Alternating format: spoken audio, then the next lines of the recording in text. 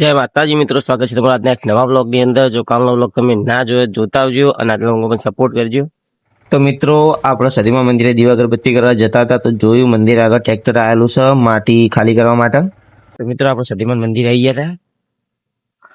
આપણે ઓળીનું કામકાજ જે બતાવ્યું હતું મેં તમને કીધું કે આપણે પૂરણ કરવાનું. કલાક આપણે બધા મોટા ભાઈબંધો બધા ભેગા થઈને ખાસું પૂરણ કરી નાખ્યું. તો કોમેન્ટમાં જય સદીમા લખજો. તો મિત્રો, આપણે સદીમા મંદિરે આવ્યા હતા.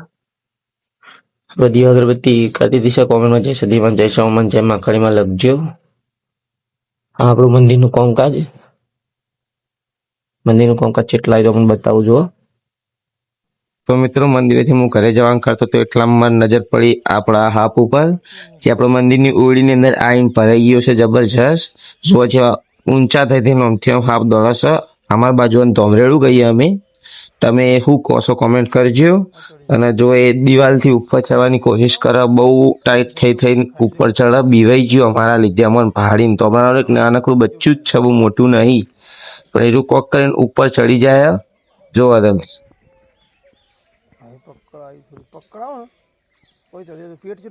એ આ ધોમરાનું બચ્ચું છે જે હવે ઉપર ચડી ગયું અને પાણીથી પેલી બાદ જતું રહ્યા. પછી તો મિત્રો, આપણા ઘરે જે આપણી એલઈડી છે એ ખાસા ટાઈમથી બગડેલી પડી હતી. તો હું મારા ભાભી આપણે એલઈડી હમી કરવા માટે મહેમાન આવી ગયા છીએ. તો મિત્રો, ટીવી આપણને જોરદાર ફટફટાડો 3000 નો. આપણે અહીંયા બેંકમાં તારે પૈસા લેવા દાદા રંગા, તો બરાબર પૈસા ઉપાડી લઈએ પેલા આપણે. તો મિત્રો, આપણે પૈસા ઉપાડી લીધા છે. હવે આપણે વધી જવાનું છે ઘરે. તો મિત્રો, વોચ સાડા પગ થઈ ગયા ને આપણે જવાનું ટીવી લેવા, જે આપણે હવારે રિપેર કરવા નાખી હતી. પપ્પા ત્યાં એડેસી ટીવી લેવા, ફટાફટ ટીવી લઈને આવીએ. તો મિત્રો, આપણે ટીવી લઈ લીધી છે. આપણે ટીવી જે રિપેર થઈને આવી જઈ છે અને આપણે આ લાઈવે ઉભા છીએ. આપણા પપ્પા પેલી બાજુ જ્યાં છે શાકભાજી લેવા માટે. શાકભાજી લઈને આવું પછી આપણે ફટાફટ ઘેર જવાનું હોય હતી. તો મિત્રો, આપણે ટીવી ચાલુ થઈ ગયું છે અને જેઠા ચાલુ કરીને આપણે ફરી ટીવી જોવા માટે બેસી જઈશું. જુઓ તો મિત્રો, તલાવમાં પાણી ખાસું ભરાઈ ગયું છે. જુઓ તમે, કૂતરા મસ્તી કાઢે છે. ખાસ વાત એ છે કે તલાવમાં જ ખાસા બધા મોર આવ્યા છે ચોકથી ઠંડુ પાણી પીવા માટે. જુઓ તો આ જોઈને ખુશી થાય છે કે ભાઈ કોક તો સારું કર્યું અમે પક્ષીઓ માટે.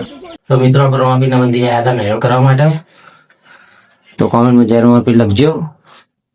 આપણે નારિયેળ કરી દીધું, ફટાફટ પ્રસાદી મેકીને જઈએ ઘરે. તો મિત્રો, આજના બ્લોગમાં આટલું જ. મળી કાલે એક નવા બ્લોગ સાથે. વિડીયો લાઈક કરી, શેર કરી, સપોર્ટ કરજો. જય માતાજી, જય રમાપી.